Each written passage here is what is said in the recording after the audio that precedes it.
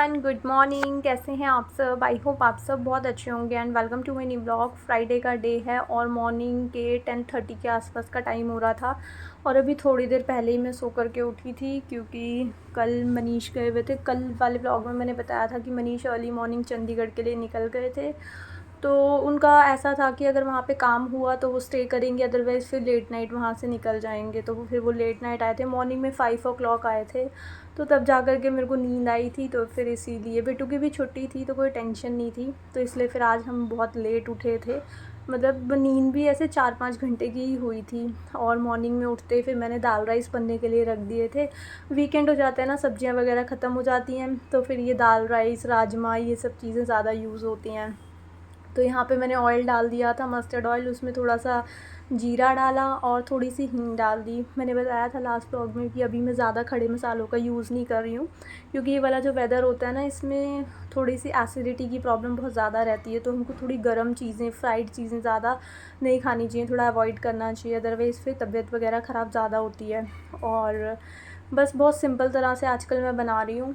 तो मैंने ऑयल में जीरा और थोड़ी सी हींग डाल दी थी और उसके बाद अपनी साथ साथ भी मैं प्रिपरेशन कर रही थी। मैंने अपने लिए यहाँ पे कोरिएंडर वाटर सोक होने के लिए रख दिया था। 1 गिलास पानी लिया था, उसके अंदर जो सूखा साबुत धनिया होता है ना, वो डाल करके रख दिया था ताकि आधे घंटे बाद या थोड़ी देर के बाद ना मेरा डिटॉक्स वाटर मॉर्निंग वाला जो है वो रेडी हो जाए। ये अभी थोड़ी गर्मी है तो इसलिए ना रात को मैं सोख करके नहीं छोड़ती हूँ, मतलब 1-1.5 घंटे के अंदर आप डिटॉक्स वाटर बनाओगे ना तो वो रेडी हो जाता है। अदरवाइज़ अगर विंटर का टाइम हो तो आप उसको नाइट में सोख करके मॉर्निंग में भी पी सकते हो, बट अभी मैं मॉर्निंग में साथ के साथ ही यूज़ करती हूँ।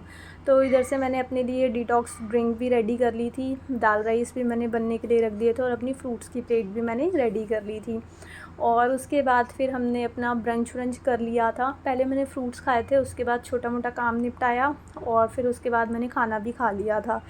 और फिर साथ ही साथ मैंने कहा किचन भी समेट देती हूँ, तो फिर साथ के साथ मैंने आज बर्तन भी क्लीन करके रख दिए थे। कई बार थोड़ा सा अगर लेट होता है तो मैं मॉर्निंग वाले जो बर्तन होते हैं ना, फिर वो आफ्टरनून में कर लेती हूँ जब बेटू आती है, या फिर मोस्टली मैं साथ के साथ कर देती हूँ क्योंकि फिर सिंक भरी रहती है और गीली गीली सी रहती है ना, तो बिल्कुल अच्छा लगता नहीं है। तो फिर मैं साथ के साथ मॉर्निंग के बर्तन क्लीन कर देती हूँ। तो वही मैं क्लीन कर रही थी और साथ के साथ छोटी सी बास्केट ऊपर मैंने रखी हुई है, तो बहुत सारे अगर मैं इकट्ठे करके वॉश करूँगी ना तो फिर उतना स्पेस भी नहीं हो पाता है। तो इसलिए फिर मैं साथ के साथ थोड़े थोड़े क्लीन करती रहती हूँ। जो भी एक टाइम के बर्तन है ना, वो इतनी सी बास्केट में जो है वो पूरे आ जाएँ और फिर साथ के साथ ड्राई हो जाते हैं, तो फिर मैं इनको लगा देती हूँ रैक में। क्योंकि फिर अगर बहुत सारे बर्तन होंगे तो फिर मेरे को अलग से इनके लिए एक स्पेस भी रेडी करना पड़ता है। तो फिर इसी बास्केट के अकॉर्डिंग मैं अपना रूटीन सेट करा हुआ है कि थोड़े थोड़े साथ साथ वॉश कर देती हूँ, इसी में ही मेरा काम चल जाता है। कोई भी अदर मेरे को रैक लेने की ज़रूरत नहीं पड़ी। अदरवाइज़ अगर आप काउंटर पे रखोगे तो पूरा काउंटर जो होता है ना, मतलब ख़राब हो जाती है, पूरी की पूरी नई किचन ख़राब हो जाती है, पूरे वाटर स्टेन्स वगैरह आ जाते हैं। और उसके बाद फिर मैं अपने लिविंग रूम को, आज मेरे को थोड़ा डीप क्लीन करना था, तो रात को ना मैं ये कुछ चीज़ें लेकर के आई थी, वही आप सबके साथ शेयर कर रही हूँ। कुछ जो हर्ब्स होते हैं जो कि यूज़ करने चाहिए, बट हर किसी की बॉडी एक जैसी नहीं होती। ज़रूरी नहीं है कि ये चीज़ें मुझे सूट करें तो वो आपको भी सूट करें। हर किसी की बॉडी की टेंडेंसी अलग होती है। मेरी बॉडी की जो टेंडेंसी है वो बहुत हीट है, मतलब मेरे को ना ठंडी चीज़ें सूट करती हैं, गर्म चीज़ें बिल्कुल सूट नहीं करती हैं। तो मैं सारी चीज़ें ना अपने अकॉर्डिंग लेकर के आई थी। मुलेठी तो मैं वैसे ही ले आई थी, और नेक्स्ट ये वाली जो साथ में है ना, ये छोटे छोटे 2 पैकेट मुलेठी के हैं, और ये साथ में जो है ये शतावरी है, जो कि आप सबको पता ही होगा कि जो लेडीज़ होती हैं उनके लिए कितनी ज़्यादा अच्छी होती है। बहुत सारी आपको प्रॉब्लम में भी हेल्प करती है। हार्मोनल का इम्बैलेंस होता है जिसको, उसमें भी ये बहुत हेल्पफुल होती है। मतलब शतावरी फ़ीमेल्स की ओवरऑल बॉडी पे ना बहुत अच्छा वर्क करती है, तो इसलिए मैं लेकर आई थी। और मैं ना ये काफ़ी टाइम से यूज़ कर रही हूँ, इसीलिए फिर मैं इसको कंटिन्यू कर रही हूँ। अदरवाइज़ आप अगर ये न्यू स्टार्ट करते हो किसी को भी देख करके, तो आपको थोड़ा सा अपनी बॉडी पे मॉनिटर करना चाहिए। कोई भी चीज़, चाहे वो हर्ब्स ना हो करके, कोई भी नॉर्मल चीज़ हो, वो भी हमको एलर्जी कर जाती है या कई बार सूटेबल नहीं होती है। तो कोई भी चीज़ आप न्यू ऐड करते हो अपनी डाइट में, तो आपको चेक करना चाहिए कि उससे आपको बॉडी में फ़ायदा लग रहा है या फिर नुकसान हो रहा है उससे। तो अगर आपको कोई भी ऐसे सिम्टम्स लगते हैं तो आपको इमीडिएट उसको बंद कर देना चाहिए। तो मुझे ये सूटेबल है, तो अभी मैं नीचे गई थी कल नाइट में, तो मेरे को ये मिल गई थी, तो फिर मैंने ले ली थी। तो फिर उसके बाद ये मुलेट ही मैंने पैकेट खोला ना, तो बेटू आ गई थी कि मुझे भी चाहिए।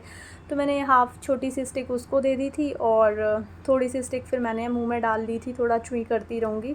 मुलेठी का ना थोड़ा थोड़ा ऐसे चबा चबा करके खाओगे तो ये अच्छी होती है, और वैसे भी कोल्ड कफ़ में बहुत अच्छी रहती है, इम्यूनिटी पे भी वर्क करती है, तो बच्चों के लिए भी बहुत अच्छी है। तो थोड़ी सी स्टिक मैंने बेटू को दे दी थी और फिर थोड़ी मैंने खा ली थी।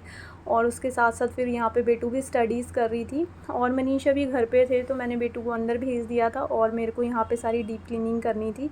तो फिर मैं यहाँ आ गई थी अपने क्लीनिंग टूल्स वगैरह लेकर के। बेटू को मैंने अंदर भेज दिया था सारे सामान के साथ, क्योंकि मैं यहाँ पे काम करूँगी तो सारी डस्ट उसके ऊपर भी गिरेगी। और बच्चा जब भी पढ़ता है ना, उनको चाहिए होता है कि कोई प्रॉपर उसके साथ बैठे। बेटू को तो ऐसे ही चाहिए कि उसके साथ जब प्रॉपर बैठोगे ना, तब वो अच्छे से करती है। अदरवाइज़ जो उसको आता है ना, वो कर लेती है। मतलब डाउट्स रहते हैं कुछ भी, क्योंकि न्यू चैप्टर्स वगैरह होते रहते हैं, तो उसको साथ में बैठ करके मुझे पढ़ाना होता है। तो सबसे पहले तो जब भी मैं सोफ़ा कवर्स या फिर बेडशीट वगैरह चेंज करती हूँ, तो मैं प्रेफ़र करती हूँ कि साथ के साथ ना मैं फ़ैन्स वगैरह को भी चेक कर लूँ कि वो डस्टी तो नहीं हो रहे हैं। क्योंकि 2 से 3 दिन तक अगर आप किसी भी एरिया को क्लीन नहीं करते हो, तो वहाँ पे अच्छी खासी डस्ट डिपॉज़िट होना स्टार्ट हो जाती है। तो वैसे ही फ़ैन्स होता है। नॉर्मली मैंने देखा है कि घरों में सबसे ज़्यादा इग्नोर फ़ैन को ही करा जाता है। तो ठीक है, समर्स होती है तो वो चलता हुआ ना इतना पता नहीं चलता, बट विंटर्स में ना वो रुका हुआ फ़ैन होता है ना, उसमें डस्ट बहुत ज़्यादा दिखती है। तो मैं ट्राई करती हूँ कि और वैसे भी यहाँ पे सीलिंग की ना बहुत ज़्यादा हाइट है नहीं। पहले वाले घर में मेरे से भी नहीं हो पाता था, क्योंकि लैडर मेरे पास थी नहीं और हाइट बहुत ज़्यादा थी। लैडर पे भी चढ़ कर के शायद ही हाथ जाता था, क्योंकि इलेक्ट्रिशियन वगैरह भी आते थे ना, बेड के ऊपर एक चेयर लगा देते थे, फिर भी टॉप पे पूरा हैंड नहीं जा पाता था उनका। तो यहाँ पे सीलिंग वगैरह की हाइट ना मेरे अकॉर्डिंग बिल्कुल परफेक्ट है। तो मैं फ़ैन्स वगैरह का ना बहुत ध्यान रखती हूँ। मैंने यहाँ पे क्लीन कर दिया था, और ये जो फ़ैन क्लीनिंग टूल था ना मेरे पास, ये बहुत अच्छा है। इससे आपकी अगर मतलब आपके पास लैडर वगैरह नहीं है, तो ये एक्सपेंडेबल है, आप इसकी हाइट को एडजस्ट कर सकते हो और अच्छे से क्लीन कर देता है ये। इसको यूज़ करने के बाद मतलब 70-80% ये क्लीन कर देता है। अगर आपको प्रॉपर एक शाइन वाली क्लीनिंग चाहिए, तो फिर तो आपको एक टॉवल या वेट टॉवल या फिर स्प्रे से क्लीन करना पड़ेगा। तो फिर मैंने पहले इसे क्लीन कर दिया था। उसके बाद फिर मैं वो क्लॉथ लेकर के आई थी, थोड़ा सा वेट था वो, तो उससे मैंने सारा क्लीन कर दिया था फ़ैन को, क्योंकि डिज़ाइन वगैरह अच्छे से क्लीन नहीं हो पाते ना, आगे वाला ये जो एरिया होता है। फिर उसके बाद आ गई थी मैं यहाँ पे शोकेस वगैरह भी मेरे को क्लीन करना था, क्योंकि ये वाले जो एरियाज़ होते हैं ना, ये रेगुलर क्लीनिंग में होते नहीं। और पिछले कुछ दिनों जब मैं बहुत बिज़ी थी, तो मेरी रेगुलर डस्टिंग भी बस ऐसी किस्तों में चल रही थी, मॉर्निंग, आफ्टरनून, नाइट, जब भी टाइम मिलता था तब कर रही थी। तो ये तो रेगुलर क्लीनिंग का पार्ट ही नहीं था। तो इनको ना काफ़ी ज़्यादा दिन हो गए थे मेरे को डस्टिंग वगैरह करे हुए। तो हल्के हल्के जैसे जाले, मैंने बताया था कल वाले व्लॉग में भी कि बेडरूम में भी यही हाल हो रहा था शोकेस का, और बाहर भी यही कुछ हाल हो रहा था। तो आज फिर मेरे को इसको डीप क्लीन करना था। तो मैं साइड में सोफ़ा कवर जो था ना, उसके उस पर जो आर्म रेस्ट होती है वहाँ पे रख लिया था, क्योंकि डस्ट वगैरह भी गिरेगी उसके ऊपर तो वो गंदा होगा, और फिर पैर रख करके मेरे को चढ़ने थे, तो मैंने वहाँ पे रख लिया था। और उसके बाद पूरा शोकेस मैंने अच्छे से क्लीन कर लिया था। साथ ही साथ इस साइड से वॉलपेपर भी क्लीन कर लिया था, और लैंप को भी मैंने क्लीन कर लिया था। जो भी लाइटिंग वाली चीज़ें होती हैं, जब उस पर डस्ट गिरने लगती है ना, तो उनकी लाइट जो होती है वो कम होने लगती है। तो इसलिए मैं लाइट्स वगैरह को भी रेगुलर बेसिस पे क्लीन करती रहती हूँ, ताकि उनकी लाइट जो है ना, वो फर्स्ट डे जैसे आपने फ़ील करा होगा, एलईडी बल्ब हम लेकर आते हैं या कोई भी लाइट लाते हैं, तो वो बहुत ज़्यादा मतलब ऐसे ब्राइट सी दिखती है, धीरे धीरे उसकी लाइटिंग ना डल होने लगती है। का रीज़न ना डस्ट ही होती है। आप उसको क्लीन कर दोगे ना, तो वो पहले जैसी ही बिल्कुल ब्राइट सी दिखने लगेगी। फिर उसके बाद पूरा शोकेस जो था वो मैंने क्लीन कर दिया था। इनफैक्ट पूरा एलईडी यूनिट मैंने अच्छे से क्लीन कर दिया था। जो ये सॉकेट्स वगैरह थे, ये भी मैंने अच्छे से डीप क्लीन कर दिए थे।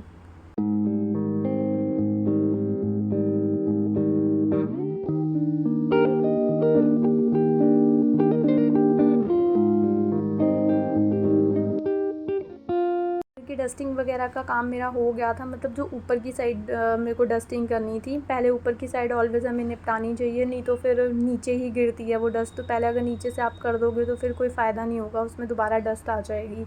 तो सारी ऊपर की साइड से मैंने क्लीनिंग कर दी थी। अब मेरे को सोफ़ा कवर चेंज करना था, तो सोफ़े को पहले मैंने इस ब्रश से क्लीन कर लिया था, ताकि उसके ऊपर कोई भी डस्ट गिरी हो या कोई भी हेयर वगैरह गिरे हुए हों, तो वो इस ब्रश में कलेक्ट हो जाते हैं, फिर आप उसको हैंड से निकाल सकते हो। तो इस ब्रश से फिर मैंने पूरे सोफ़े को क्लीन कर दिया था। और ये वाला सोफ़ा कवर मैं लेकर के आ गई थी, ये बिल्कुल इसके कलर के साथ मैच करता है। तो यही वाला फिर आज मैंने बिछा दिया था। हर चीज़ का ना एक हर कलर की एक अलग वैल्यू होती है, तो ऑलवेज़ हम कंपैरिज़न नहीं देख सकते थे कि ये अच्छा है वो अच्छा है। कोई चीज़ ज़्यादा अच्छी होगी, कोई चीज़ थोड़ी सी कम अच्छी होगी, बट दोनों को अलग अलग कर दोगे तो दोनों की जो वैल्यू है वो अपने आप में बहुत अलग अलग हो जाती है। तो फिर मैंने ये वाला कवर बिछा दिया था।